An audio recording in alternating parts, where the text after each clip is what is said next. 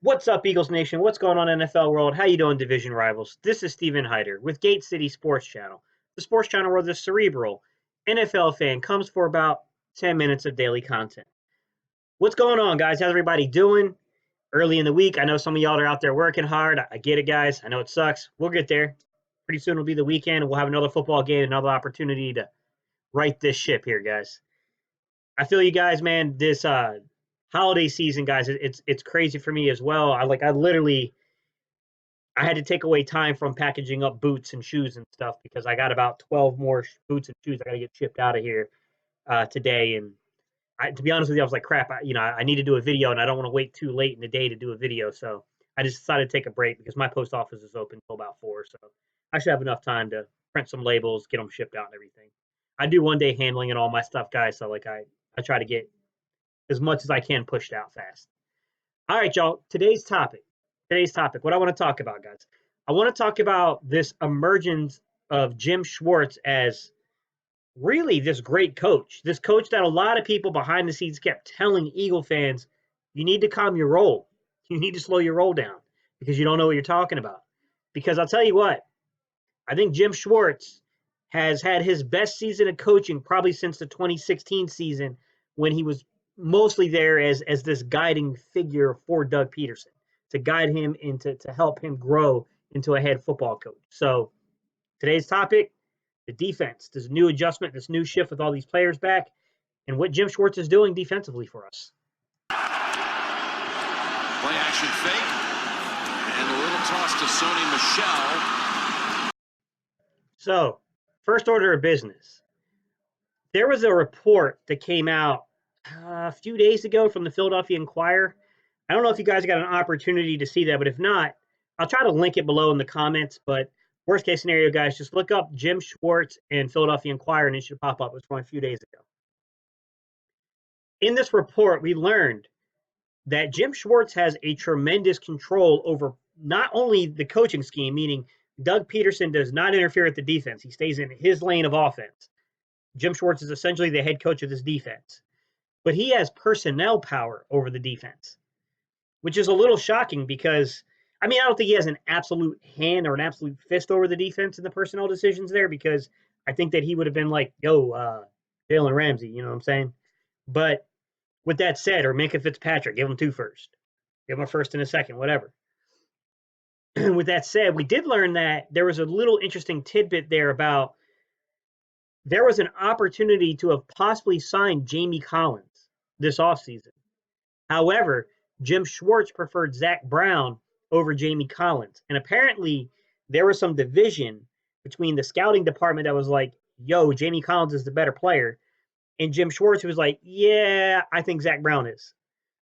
That was a pretty interesting tidbit. Now, I will say this, and I thought that Zack Rosenblatt did a really good job from NewJersey.com of kind of tempering expectations a little bit on that to say, hey, just understand, just because Jamie Collins was available and there was some interest, it doesn't mean that he was going to walk away from the Patriots as long as there was a roster spot for him on the Patriots defense. So, but nonetheless, that was an interesting tidbit that he preferred Zach Brown over Jamie Collins because, boy, Jamie Collins would have been a real difference maker in this defense at linebacker.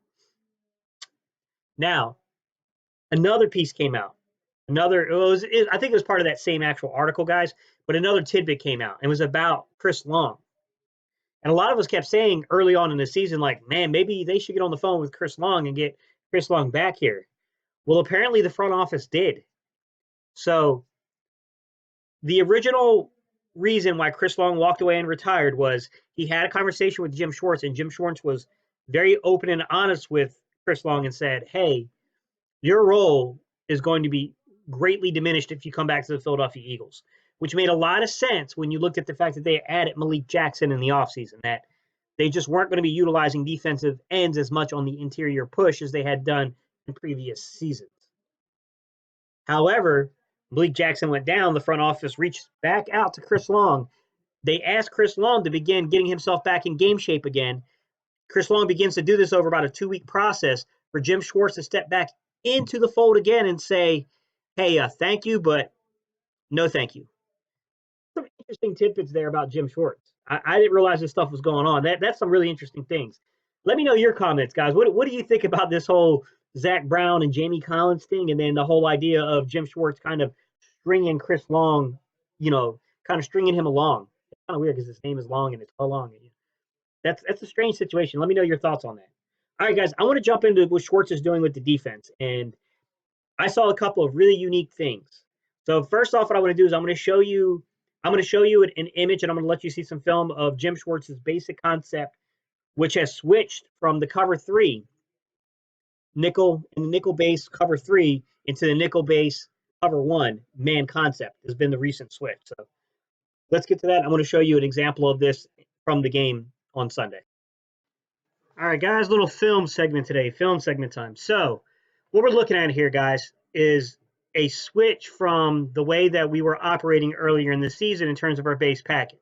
We're still in the nickel primarily, but we're switching over from a cover three zone coverage concept into more of a cover one man to man coverage concept, which is it's a big switch going from, zone to man coverages.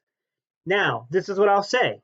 If you look across the screen, there were mismatches that New England had, but the coverage has been good. I mean, these guys are playing hard for Jim Schwartz. So let's start with the offensive right, which is like the bottom of the screen to me, would be the offensive left, defensive right, okay? Offensive left, defensive right. That is cornerback Rasul Douglas on wide receiver Philip Dorsett. That most people would call being basically a huge matchup nightmare because, I mean, Dorsett's got 4.2, 4.3 speed on Rasul.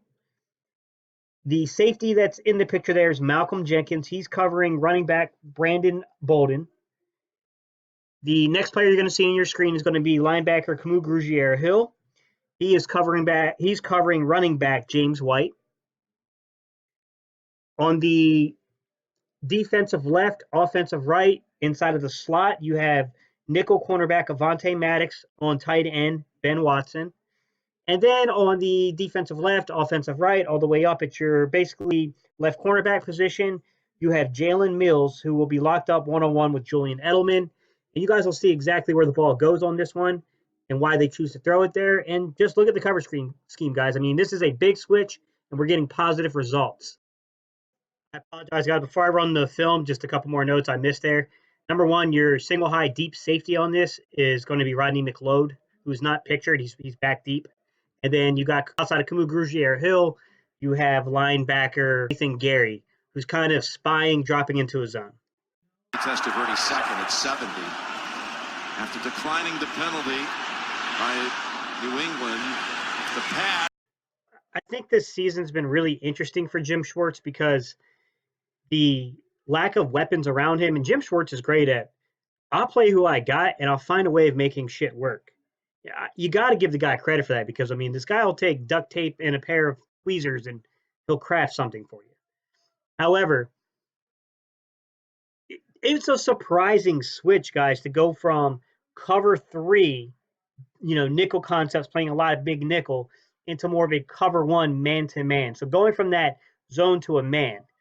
Because I think what happened is because of the lack of personnel, losing Malik Jackson, losing a lot of these bodies on the defense, a lot of these corners, he ended up having to basically go out of that zone concept, right? Because you got guys like Sidney Jones that simply could not play zone. They just did not have the ability to read and react. So when you have to drop out of zone, you are kind of sacrificing a lot of the ability to pick the ball off and take the ball away. I think you see that more prevalent in zone systems where they can bait the quarterback into thinking he has a hole in the zone and then taking off with the football on him, into more of okay, we're going to try to press you at the line. We're going to try to hold you for just a split second or a tenth of a second longer than what we would have normally held you for, and then hope that defensive pass rush gets home to you. It's a great switch, and it's working. I got it, Schwartz, it's working for him. Offense are having a hell of a time figuring out how to beat it. And he's still running the big nickel. And I want to show you a play because if I told you this and didn't show you it, you probably wouldn't believe me. But there was literally a few plays in Sunday's game where they utilized Rudy Ford, put him in and said, hey, I don't care if this kid's normally a special teams player. He's playing today. You're on the 53. Your ass is playing with Schwartz. They put him in the lineup, guys, and he came in as a big nickel. All right, guys, I thought this particular play that I'm going to show you here in a second was probably the best illustration of a game of chess being played between Patriots offensive coordinator Josh McDaniels and Eagles defensive coordinator Jim Schwartz. I thought Schwartz had a really good play call, and I thought that Josh McDaniels had a good play call. So if we're looking at the line, and guys, I'll be honest, the camera angle is not the best on this. I'm going to do my best to make out who is where. But it looks like if you're going down to the offensive right, defensive left, you have all the way out to the furthest split and the wide receiving position. It looks like Julian Edelman, okay? And he's setting up for a fake wide receiver screen, which I thought was a really good play design there to fake that. He's lined up on the nickelback, actually, Avonte Maddox, which is a good wrinkle in Jim Schwartz's scheme. Now you have an inline tight end who's the closest to the formation, and that's Ben Watson. He's lined up on Malcolm Jenkins, even though Jenkins is giving the appearance that he's going to be a blitzer, that this is going to be like an all-out blitz as the disguise. And then on the bottom left, you have basically in the slot. So you got a guy that's basically between Edelman and between Edelman and Watson, and that looks like to me that's Sanu, and he's basically running a deep route. So he's your deep kind of like flat route, that's seam route kind of thing. Well, it's really more of a seam than a flat, but gives you that element of a deep play if you can get the shot there. Now, James White is in the backfield, and he's going to set himself up for screen as well. And then on the offensive left, defensive right, that looks like to me to be Philip Dorsett, locked up one-on-one with Ronald Darby.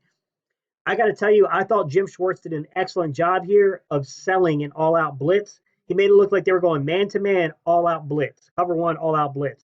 And what he's going to end up doing is he's going to give them this disguise when in reality he's in a big nickel man-to-man concept with a little underneath zone built in.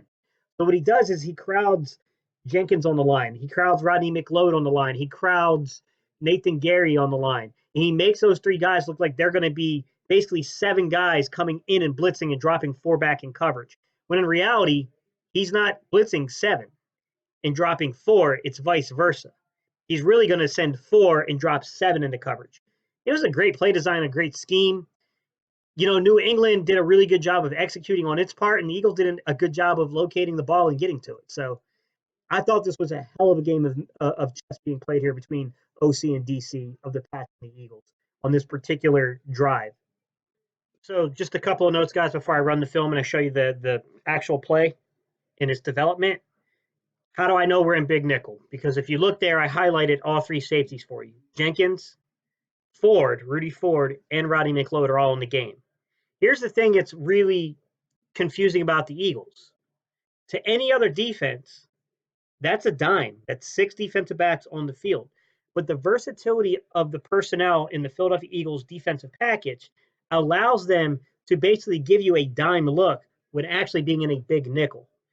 Because you really only have five defensive backs because Malcolm Jenkins isn't playing the role per se of a safety, playing the role as the second linebacker.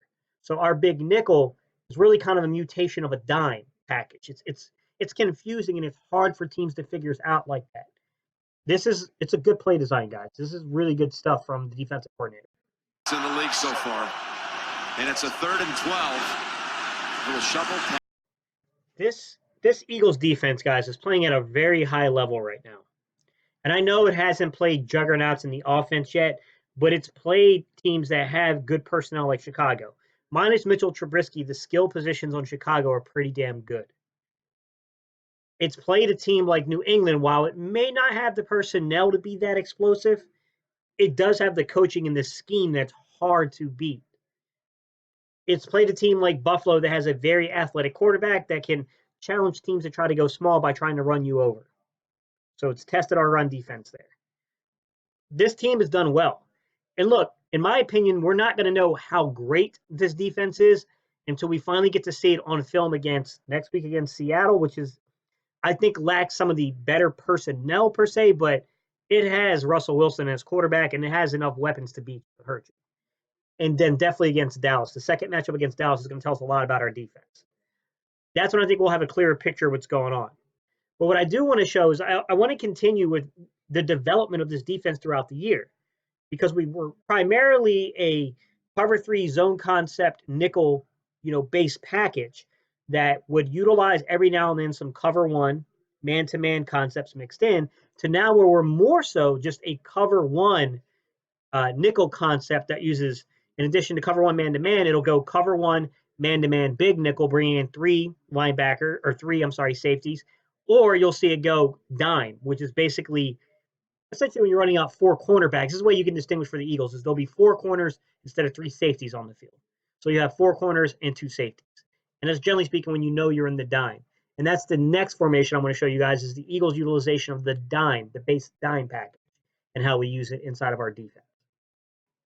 All right, guys, last film segment of the day that I want to show you guys is a prominent third down defense the Eagles have recently begun to use a lot of. The minute we basically got our secondary back healthy with Maddox and Darby and Mills and Douglas being able to come in the game, like we really turned the switch here about how we like to play third down defense. Going along the defensive line, guys, what has become very, very common is to bring Josh Sweat in on one of the defensive end positionings, and then they basically bounce Brandon Graham inside alongside of Fletcher Cox, and then they'll generally speaking have Barnett on the outside as a defensive end as well. Sometimes you'll see them bring in Avery, who's a really good stand-up pass rusher on this as well. So that has definitely become a wrinkle that we are loving using at this point in time on third down. What we have here, guys, is a cover two. Guys, when you hear things like cover one, cover two, cover three, it's just referencing how many safeties or corners or whatever are going to play back deep. In this particular one, we're going to have two safeties deep.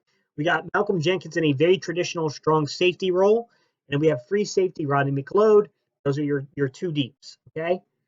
Now we have four defensive backs on the field, starting from defensive right to defensive left, or vice versa if you're easier for you to figure it out by the offense. So offensive left to offensive right. All right, right cornerback, Russell Douglas. Then you have an inside corner in Maddox. Then you have linebacker Nathan Gary. You have corner Jalen Mills on the inside. And then you have Darby, left cornerback Ronald Darby. What's interesting here is the flip-flop between Darby and like Rasul. There's some wrinkles here. We moved Darby from the right side to the left side. We don't put Mills on the right side. We keep him inside on the left side. And then, of course, Maddox is not being utilized on the outside, which I think is an additional wrinkle that could be used in such a scheme. Now, the way we're matching up for this, guys, is really simple. It looks like if you go down to the right side of the defense, left side of the offense, that's Dorsett, that's split out, and Rasul Douglas is covering him. It looks like Sanu is there. Guys, I could be a little wrong on some of this stuff, guys, in terms of the Patriots players, but I'm just telling you what it looks like.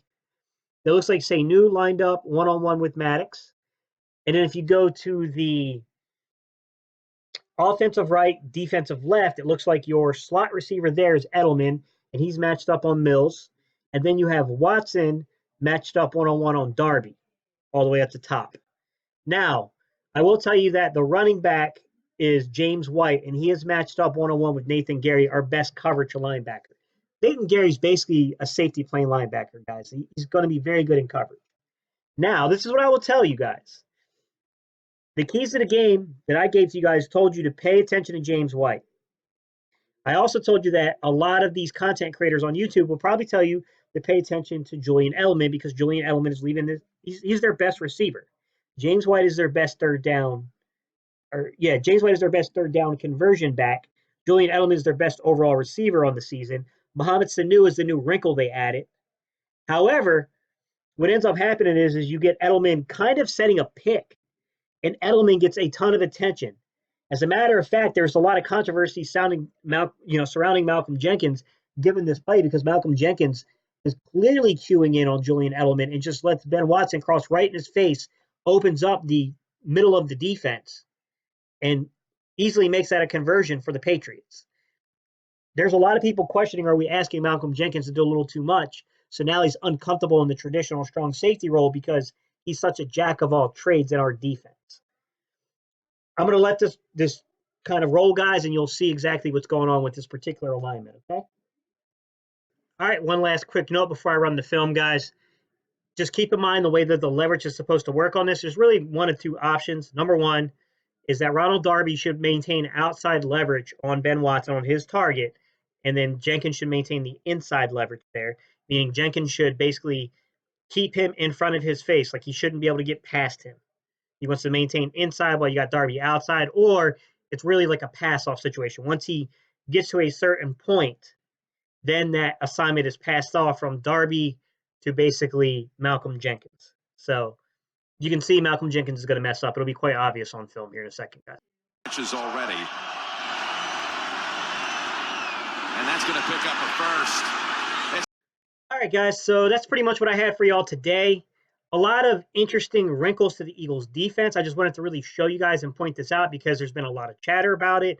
I've been noticing it on film as well. So I wanted to take some time today to, number one, divert away from the offensive craziness that's going on right now with the Eagles into something that's a little more, confident. It's giving us slightly more confidence than we expected, which is the competency level of the defense is definitely picking up.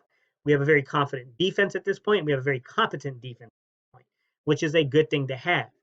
If this pass rush keeps developing with Jannard Avery and Josh Sweat and Vinny Curry being able to come on the inside with Brandon Graham from time to time to give a push, good things can probably really come from this defensive of positioning.